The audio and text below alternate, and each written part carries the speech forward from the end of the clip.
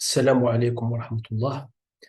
Donc, on va poursuivre nos exercices nos exercices d'application sur le théorème de Banach-Steinhaus.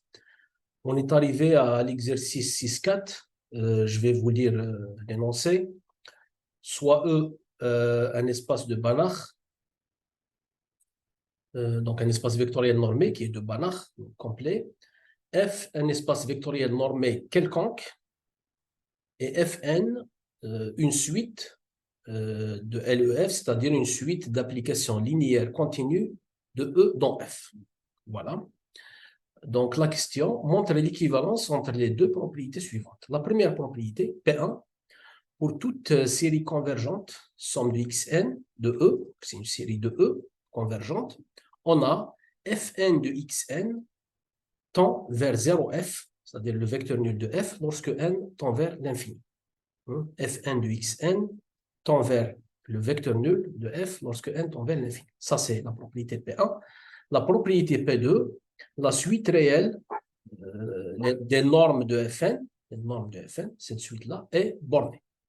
Donc, l'exercice nous demande de montrer l'équivalence entre ces deux propriétés P1 et P2. Donc, déjà, P2 implique P1 peut se faire sans passer par Banach-Steinhaus. Donc ça, P2, la propriété P2 implique propriété P1.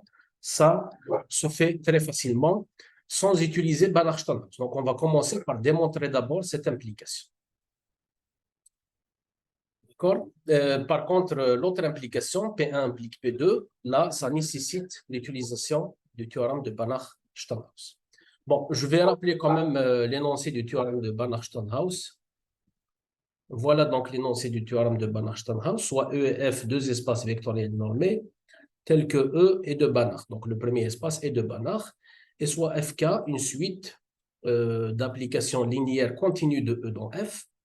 Alors si cette suite est simplement bornée, donc simplement bornée, je rappelle, ça veut dire que Fk de X, ça veut dire que pour tout X de E, cette suite-là est bornée. C'est ça simplement borné.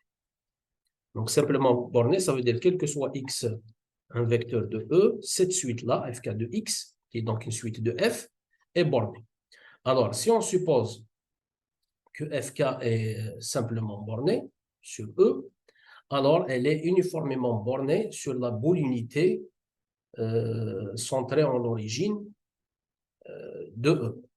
C'est-à-dire, ce qui est équivalent à dire que la suite des normes de Fk est bornée. Alors, on passe à la solution. On va commencer par l'implication du simple P2 implique P1. J'ai dit que cette implication ne nécessite pas l'utilisation du théorème de Banach-Steinhaus. On va l'écrire.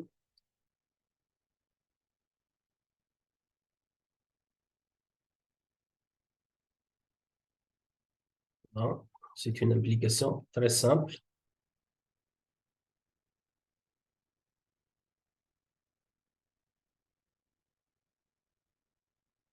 Alors, qu'est-ce qu'on va faire? Donc, on suppose donc P2 est vrai, ça veut dire que la suite des normes de Fn est bornée. Donc, supposons que la suite des normes de Fn, donc normes de Fn dans N est bornée. Donc, on va dire par une certaine constante M, strictement positive. Ça veut dire que vous avez une norme de Fn est inférieure ou égale à M, quel que soit N dans N. Et donc, on va montrer la propriété P1. La propriété P1 nous dit que si vous avez une série convergente, somme de Xn, une série convergente de E, alors Fn de Xn tend vers 0 lorsque n tend vers l'infini, où le 0, c'est le vecteur nul de F. Donc, on va considérer une série convergente de E, donc, soit somme Xn, n allant de 1 à l'infini, une série convergente de E.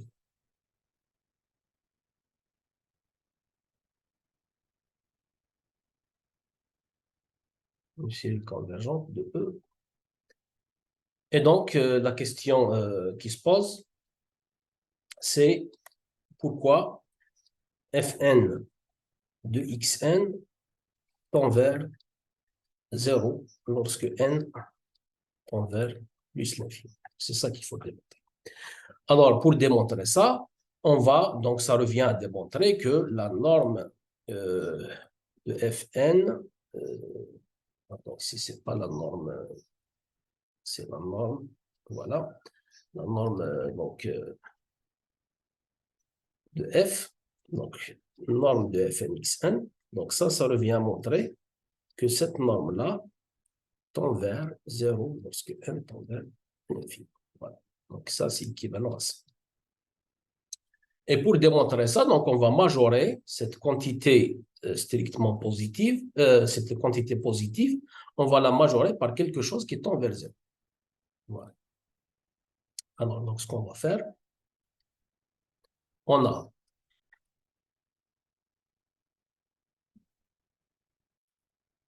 pour tout n dans n, donc t naturel non nul, on va donc majorer Fn de Xn.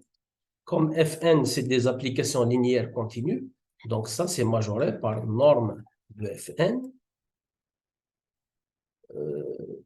multiplié par la norme de Xn. Donc ici, norme de Xn, c'est la norme de E. Et là, donc, c'est la norme, pour la norme de Fn, c'est la norme des applications linéaires continues. D'accord? Donc ça, c'est majoré par M. On avait supposé que c'est majoré par M. Donc tout ça, c'est majoré par M fois norme de Xn. Donc, maintenant, je veux démontrer que cette quantité-là, en fait, je vais démontrer que cette quantité est majorée par quelque chose qui tend vers 0 lorsque n tend vers l'infini. Donc, je dois vérifier que, effectivement, norme du Xn tend vers 0 lorsque n tend vers l'infini. Pourquoi on a ça? Ben ça, c'est facile à voir parce qu'on a supposé que, voilà, c'est là, la somme de Xn, donc la série, somme de Xn est convergente. Mais on sait qu'une série convergente, son terme général tend vers 0. C'est la condition nécessaire de convergence. Donc, puisque cette série-là est supposée convergente, donc son terme général tend vers 0. C'est-à-dire que Xn, il tend vers 0. Donc, c'est ce qu'on va écrire.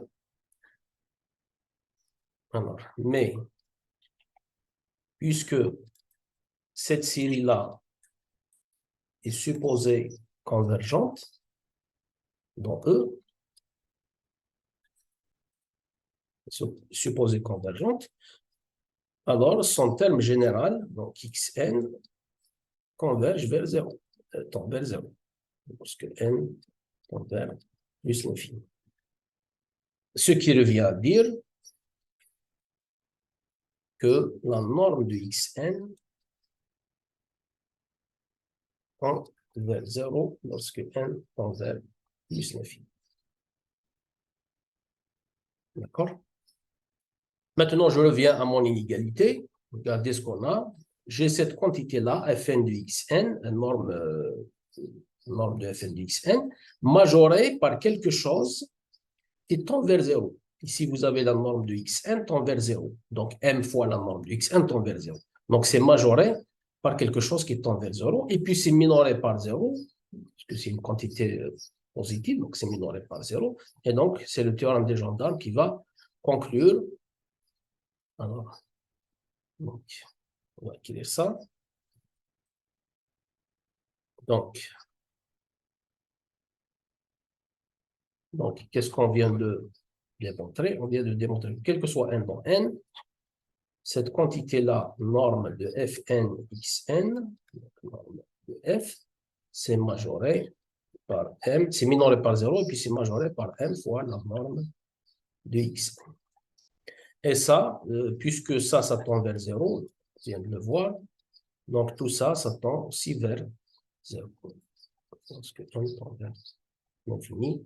Et donc, le théorème des gendarmes conclut que la quantité du milieu, donc cette quantité du milieu, tend aussi vers 0.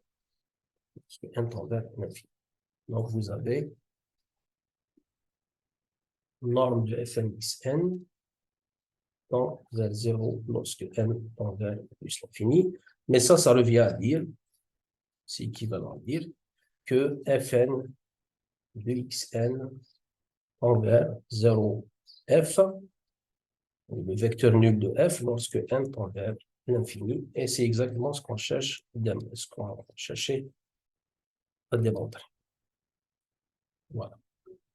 Donc ça, en ce qui concerne l'implication P2 implique P1. Maintenant, on revient à l'implication non triviale.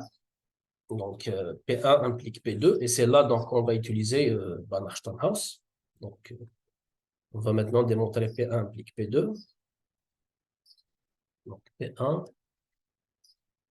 implique P2. C'est l'implication non triviale de l'exercice. Donc, on suppose que P1 est vrai.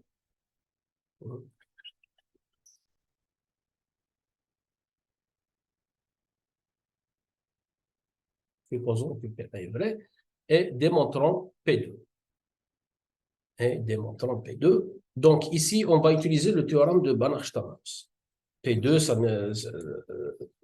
ça énonce que la suite des normes de Fn est bornée. Donc, c'est ça ce qu'on va démontrer.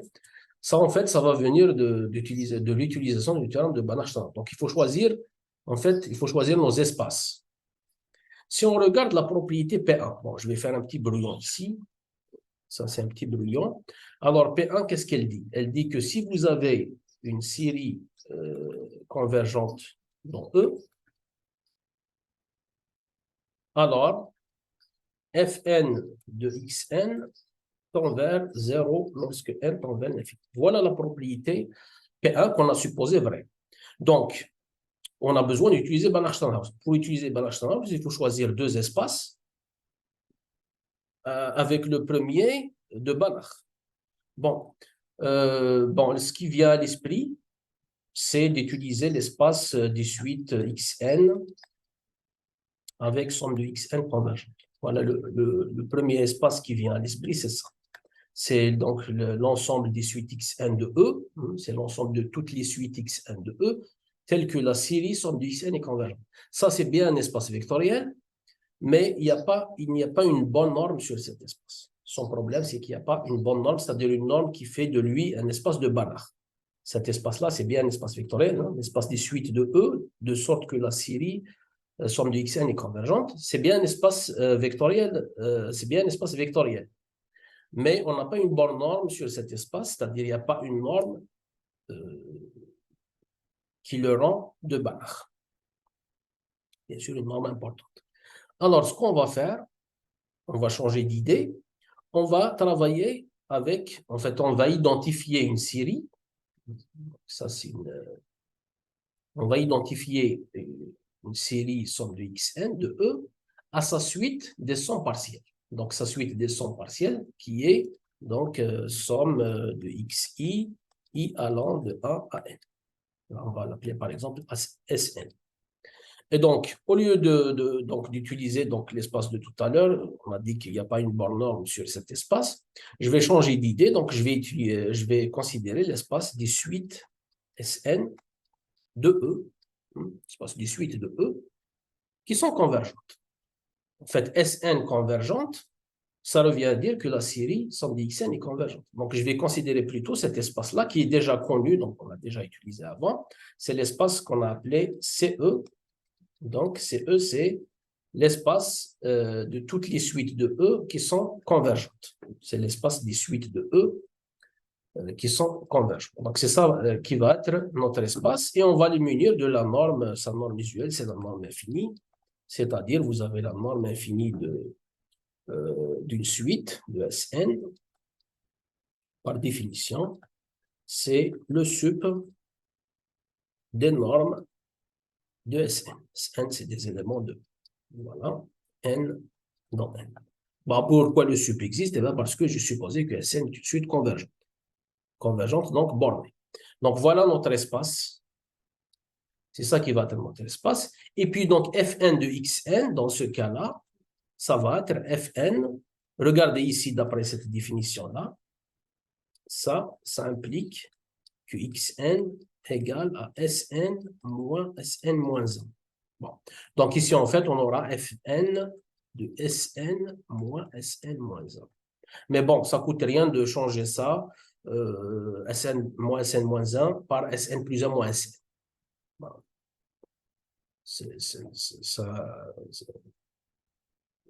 Ça n'influe pas ce qui va venir. Hein. Donc, je peux mettre au lieu de Sn moins Sn moins 1, je peux mettre Sn plus 1 moins Sn.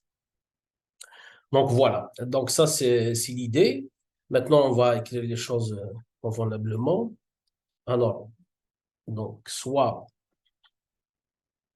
CE.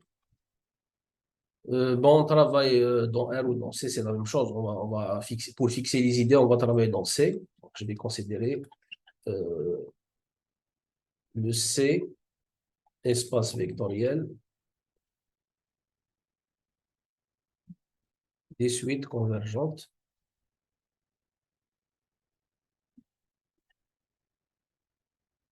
de E, muni de sa norme infinie. Et on sait que cet espace est de Banach. On l'a déjà utilisé auparavant. Donc, muni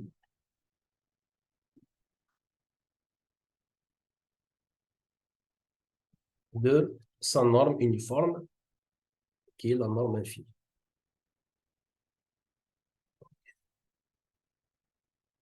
C'est comme ça.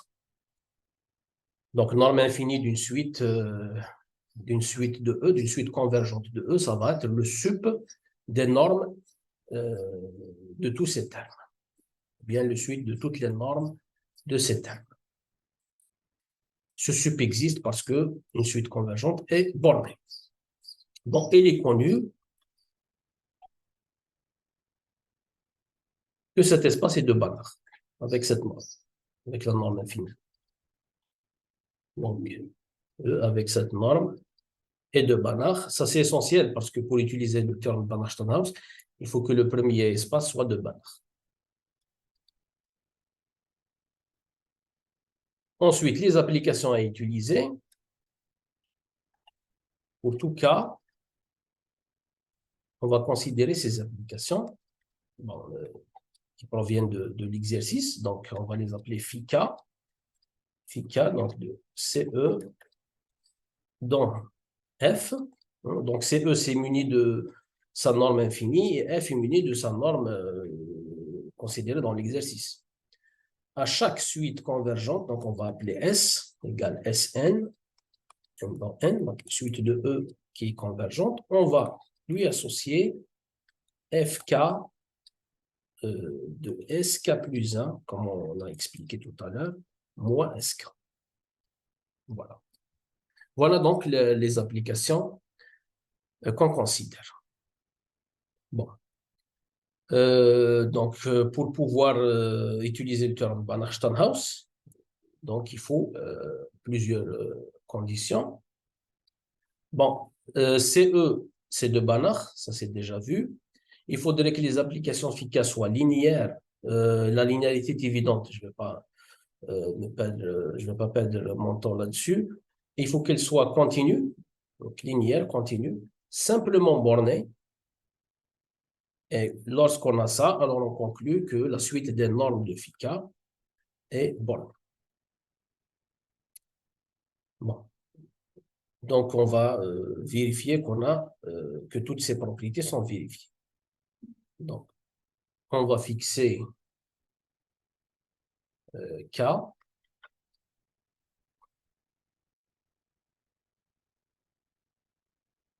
Première chose, premier point, si vous voulez, c'est FICA et linéaire.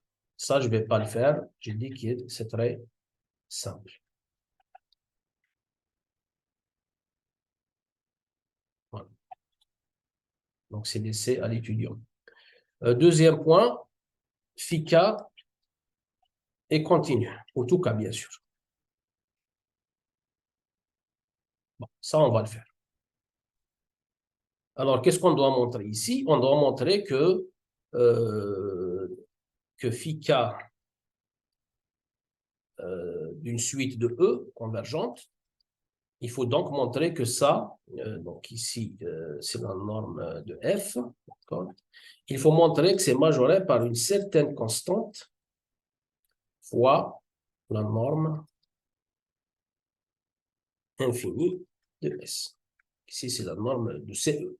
Voilà, donc il faut montrer que la norme de phi k de S, ou toute suite convergente de E, S, il faut montrer que la norme de phi k de S est majorée par une certaine constante, dépendance de S, fois la norme infinie de S. S, bien sûr, c'est un élément de CE, donc c'est une suite convergente de E. Voilà. Donc, voilà ce qu'il faut démontrer. Alors, on va faire les calculs. Quel que soit S, une suite convergente de E,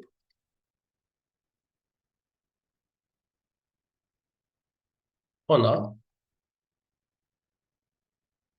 alors, on fait les calculs, norme de phi k de S, ça c'est la norme de F, par définition de phi k, donc on revient en arrière, la définition de phi k, ça c'est égal, donc fk de S k plus 1 moins Sk. Ça c'est par définition de phi k de S. Et puis maintenant ça, je peux le majorer, puisque les FK sont des applications linéaires continues. Donc ça, c'est majoré par une norme de FK. Les FK, c'est des applications linéaires continues de E dans F. Donc ça, c'est majoré par une norme de FK par la norme de SK plus 1 moins SK. Ici, c'est la norme de E. Bon, maintenant, ici, là, je vais utiliser l'inégalité triangulaire pour ce terme-là. Donc, je vais utiliser l'inégalité triangulaire. Donc, c'est majoré par donc tout ça. Je peux le majorer par l'inégalité triangulaire, je peux le majorer par norme de SK plus 1 de E, plus la norme de SK. Et puis, la norme de SK plus 1 et la norme de SK sont majorées par le sup de toutes les normes de SN. C'est majoré par le sup de toutes les normes de SN, qui n'est rien d'autre que la norme infinie de S. Donc, en fait, ces deux réels positifs sont majorés, tous les deux sont majorés par, ou bien chacun d'entre eux est majoré par la norme infinie de S, parce que la norme infinie de S, c'est le sup de toutes les normes de Sn. Donc, ça plus ça, donc c'est majoré par 2 fois la norme infinie de S. Et donc, finalement, qu'est-ce qu'on obtient? Donc, on obtient que donc, la norme de phi k de S, c'est majoré finalement par 2 fois norme de FK, donc ici c'est la norme de l'application linéaire continue FK, fois la norme infinie de S. Et voilà donc ma constante, la constante recherchée. Donc en fait, il existe, j'ai dit tout à l'heure que ça revient à montrer l'existence d'une constante qu'on appelait ici CT, qui vérifie cette inégalité. Eh bien, on l'a bien démontré. Voilà donc la constante CT, c'est ça, c'est 2 fois la norme de FK. Donc, qu'est-ce que ça montre? Ça montre la continuité de phi k. Donc, ça montre la continuité de phi k.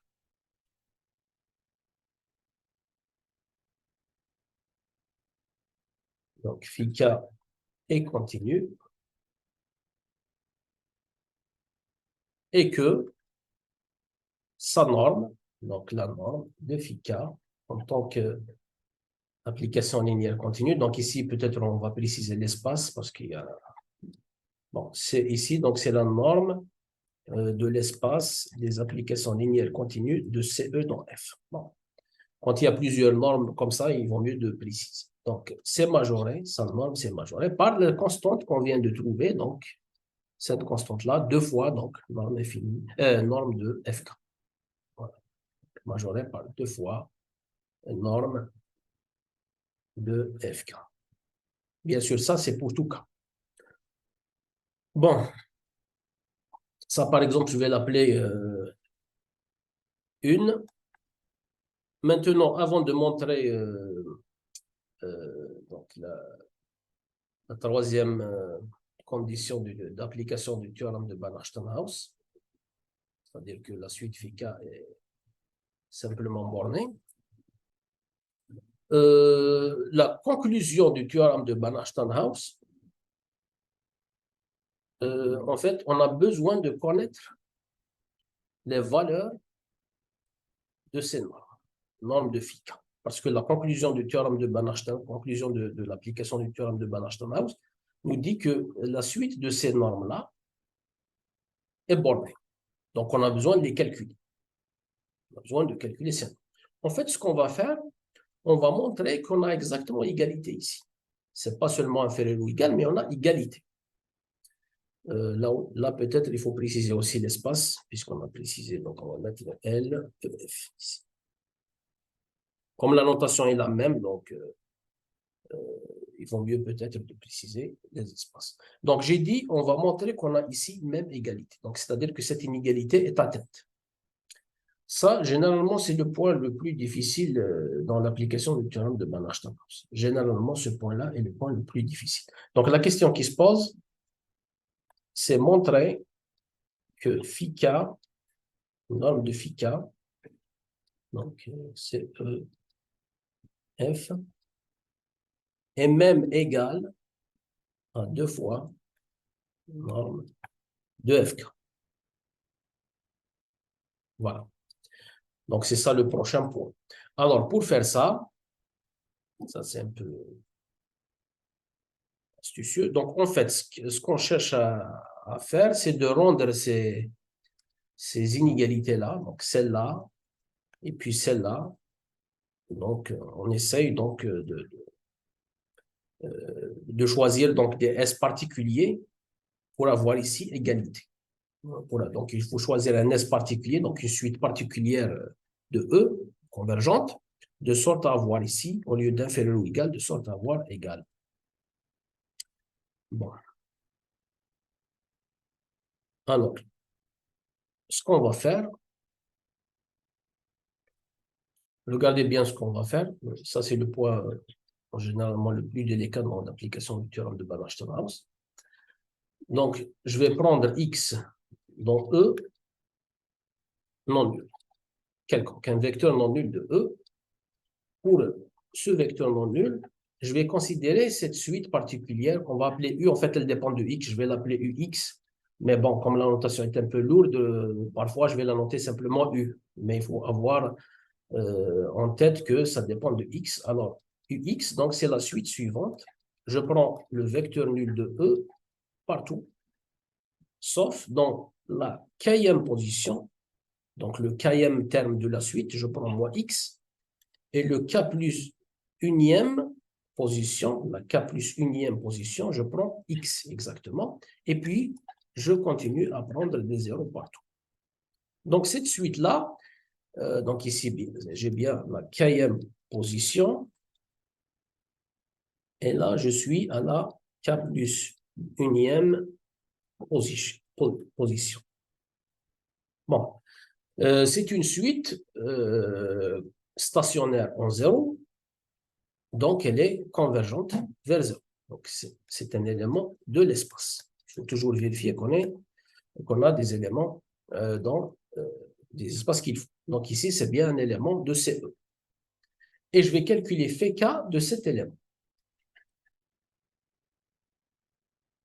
Alors, phi k, le cas fixé de U, enfin de UX, si je calcule ça, donc ça, par définition de phi k, c'est fk de uk plus 1 moins uk. Voilà. Mais uk plus 1, donc la k plus unième position, on est à x. Donc ça, c'est x.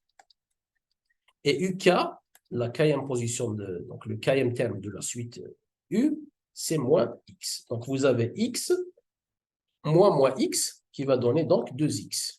Donc fk de 2x. Et puisque fk est linéaire, donc le 2, il va sortir, et puis il va sortir de la norme. Donc, on aura à la fin 2 normes de fk de x, norme de f. Voilà ce qu'on aura.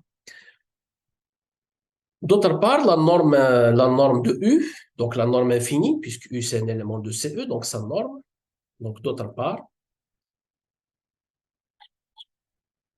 si je calcule donc la norme de U, bon, ça dépend de X, sa norme infinie, par définition, donc c'est le sub de toutes des normes de tous les termes, mais ici, il n'y a que deux termes qui peuvent être non nuls, qui sont donc moins X et X. Il n'y a que ces deux termes-là qui peuvent être non nuls, et leurs normes sont égales, et c'est la norme de X. Donc la norme infinie de Ux, ce n'est rien d'autre que la norme de X. Donc, si je divise, donc phi k U sur norme de U, alors qu'est-ce que je vais trouver? Je vais trouver tout simplement 2 fkx de f sur la norme de x. Maintenant, ça c'est vrai donc pour tout x. Donc, qu'est-ce qui se passe si je prends le sup? On sait que phi k, la norme de phi k, par définition, c'est le sup de phi k de la norme de phi k de S dans F sur la norme de S, norme infinie, lorsque S est dans CE, ça c'est la définition même. S est différent de 0 de CE. Ça c'est la définition même de la norme de phi k. Et comme c'est le sup, donc il est supérieur ou égal à phi k des S particuliers sur la norme de supérieur ou égal à cette même quantité pour des S particuliers. Donc en particulier pour U. Mais pour U, donc en fait ça c'est supérieur à toutes ces quantités. Et donc en particulier supérieur au sup, supérieur ou égal au sup de ces quantités-là. Donc en fait on a ça, c'est supérieur ou égal au sup de fk de x, deux fois, hein, il y a la constante 2, fk de x sur x lorsque x parcourt x non nul. Mais ça, ce n'est rien d'autre que ça, c'est deux fois la norme de fk. Donc, en fait, on vient de démontrer l'inégalité dans l'autre sens. Donc, l'inégalité dans l'autre sens. Donc, on vient de démontrer alors que norme de phi k, c'est supérieur ou égal à deux fois norme de fk. Voilà, donc ça, c'est 2. On va l'appeler 2. Bien sûr, ça, c'est quel que soit k. Et donc, 1 et 2, on aura égalité.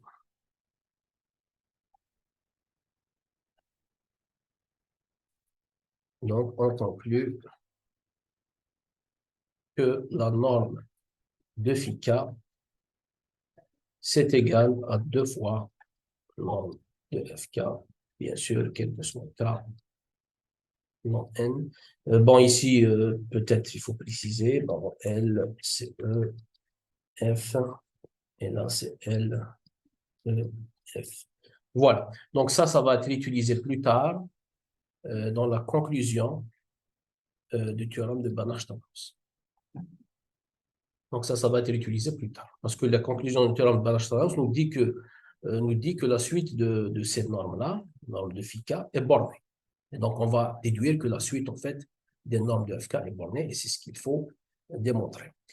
Bon, le point qui reste pour pouvoir appliquer le théorème de Banach-Stokes, c'est le fait que la suite phi k est simplement bornée.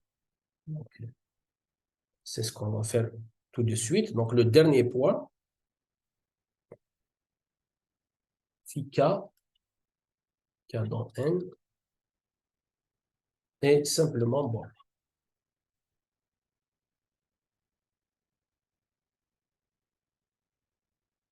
Bon.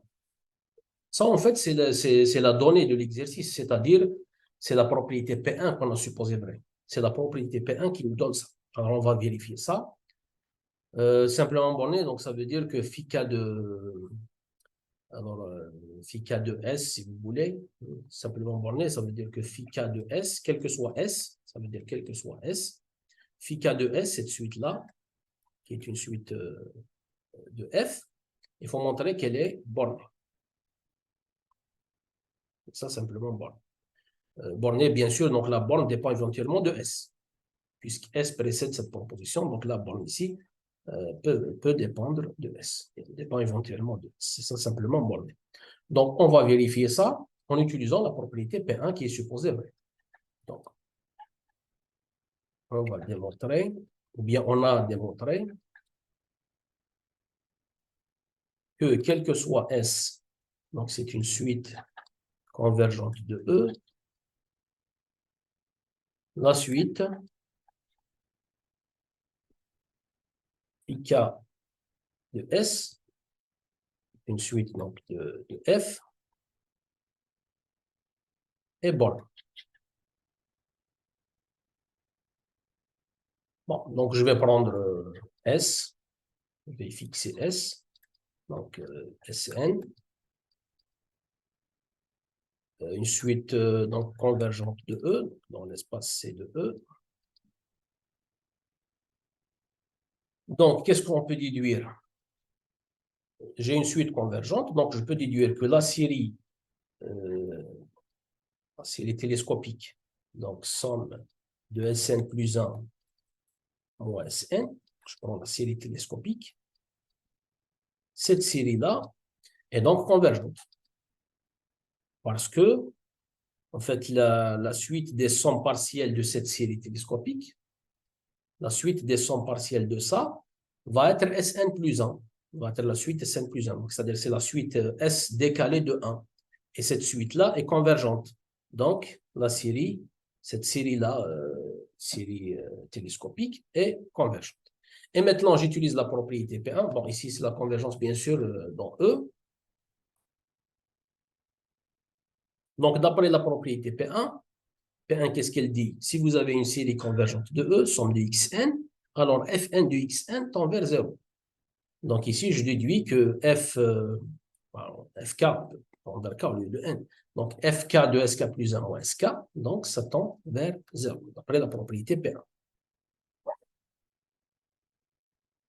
Donc, d'après P1, je déduis, qui est supposé vrai, je déduis, bien je conclus,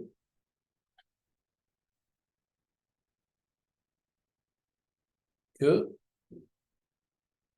Fk de Sk plus 1 moins Sk, qui n'est rien d'autre que phi k de S, tend vers 0, parce que K tend vers plus l'infini. Donc, j'ai appliqué la propriété P1 à cette série convergente de E. Donc, ça, c'est dans F. Donc, en fait, cette suite-là, phi K de S, donc ça tend vers 0. Et puisque ça tend vers 0, donc une suite convergente, on sait qu'elle est bornée. Donc, je déduis que cette suite-là, puisqu'elle est convergente vers 0, donc elle est bornée. Et c'est ça, en fait, simplement borné. Donc, j'ai pris un S quelconque dans CE et j'ai trouvé que cette suite-là est bornée. Bon, c'est ça ce qu'on appelle, en fait, simplement bornée. Donc, d'où la suite phi K, K non N, est simplement bornée.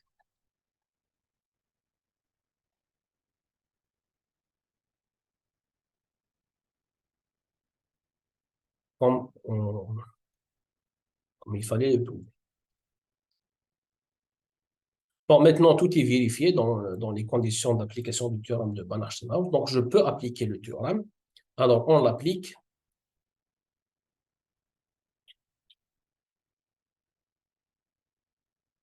Donc, en appliquant le théorème de Banach-Steinhaus,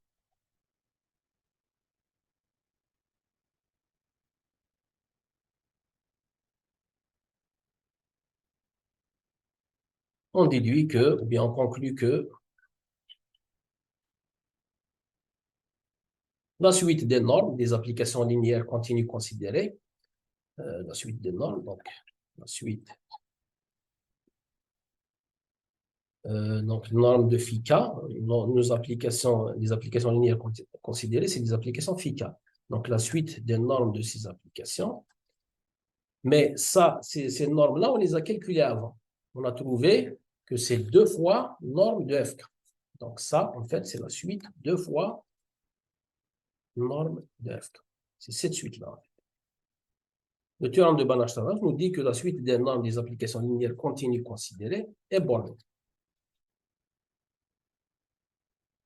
Et puisque c'est borné, donc la moitié aussi c'est borné. Donc je n'ai qu'à enlever donc, ce 2-là. Donc, d'où norme de FK, la suite des normes de FK est également bornée. Et c'est exactement ce qu'on cherche de montrer.